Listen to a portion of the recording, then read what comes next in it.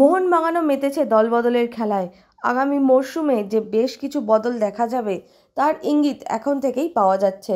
Hugo বোমসকে এবারই ISL থেকে unregistered করেছিল মোহনবাগান, কিন্তু তার সঙ্গে চুক্তি এখনও রয়েছে সবুজ মেরুনের। পরের মরশুমে তাকে নিয়ে কি সিদ্ধান্ত নেবে ম্যানেজমেন্ট, সেদিকে নজর থাকবে সকলের। পাশাপাশি শোনা যাচ্ছে ব্রেন্ডন হ্যামিলকেও নাকি প্রস্তাব দিয়েছে মুম্বাই সিটি এফসি। তাছাড়া গুঞ্জন উঠেছিল হ্যামিলকে ছাড়ার পরিকল্পনা আগে থেকেই শুরু করেছে মোহনবাগান, কিন্তু এই বিষয়ে মোহনবাগান ম্যানেজমেন্টের থেকে কোনো নিশ্চয়তা পাওয়া যায়নি। তবে হ্যামিল মুম্বাইয়ের প্রস্তাবে রাজি হবেন কিনা সে তো সময় বলবে। অন্যদিকে কেরালার সঙ্গে সম্পর্ক ছিন্ন করেছেন ইভান ভুকমানোভিচ।